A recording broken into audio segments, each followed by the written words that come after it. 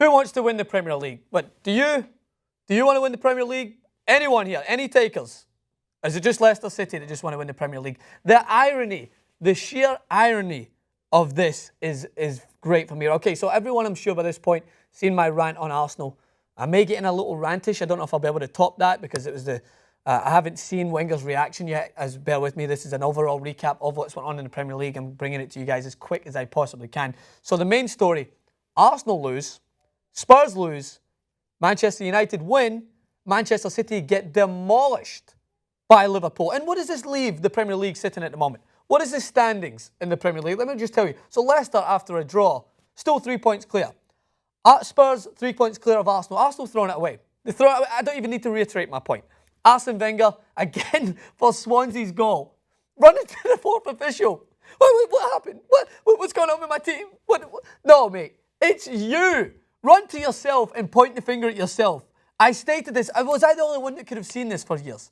Was I the only one that was tired, fed up of his excuses? I'm not just basking in my own predictions and trying to be all smuggish about it, but it's something that I'm just glad is catching up. The boos echoed around the stadium. The boos echoed around the Emirates because they just realised that this is our best chance. We have Tottenham and Leicester in front of us, and it's done.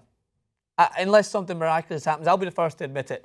It looks like it's now fallen in favour of Leicester. But what I also wanted to touch on is, remember back a couple of months ago, the title of the clip, I agree, said, why can't Manchester United win the Premier League? There's another rant I went on. I didn't think they could win it. I stated that early in the clip. But what I did say is, who's watching this Premier League to the point that you're so confident in Man City and Arsenal and the other teams where you're thinking to yourself, Manchester United couldn't do that. They're awful. They're horrendous compared to these teams.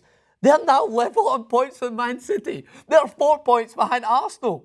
And Arsenal have just lost again. Manchester United, it's insane to me how people just threw it back in my face so quickly to the point like, you're such a Man United fanboy. How can you think they could go and do that? Look at the state of LVG. Look at the state of every other team.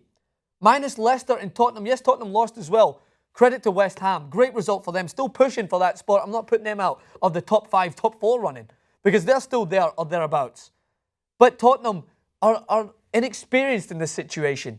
So are Leicester City. So they do get let off a little bit. But Arsenal have been here time and time again. Manchester City have the best squad in the Premier League and they got demolished by Liverpool. Credit to them. Jurgen Klopp seems to have found something and got some revenge there over Man City. But I was laughed at. I was laughed at for my comments on Manchester United and how they pose a threat still to teams. And I'm not saying, it wouldn't surprise me if United just go and lose their next few games. I hope they don't because I want to see an exciting run-in.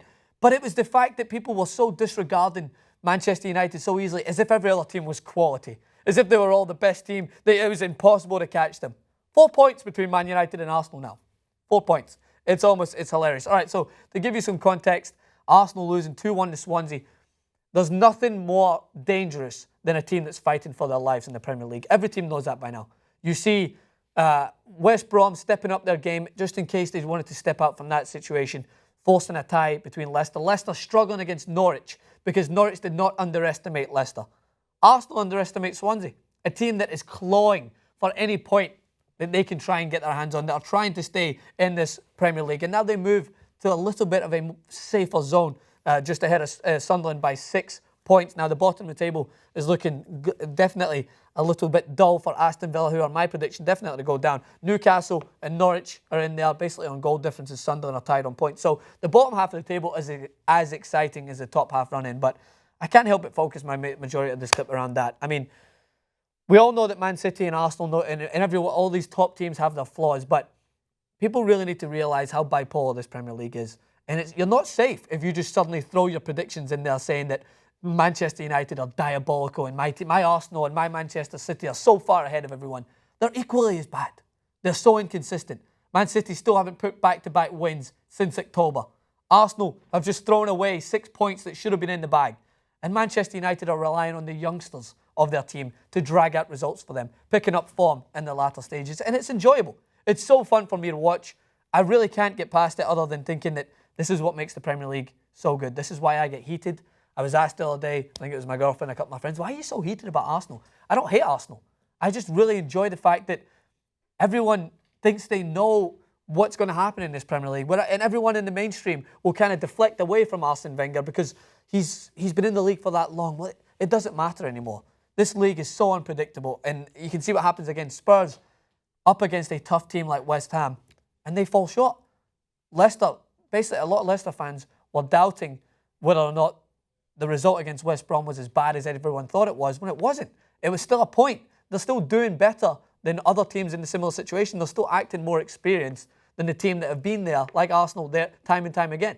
And it's amazing to watch, and this is why I love the Premier League. So I want to know what you guys think. That was my overall recap. I know I got a little bit off course sometimes, but that's what the Premier League does to you. Let me know what you think. Hit me in the comment section below, and we will stay tuned to how this roller coaster of a season ends up. Subscribe and hit me up on Twitter @Francis_Maxwell.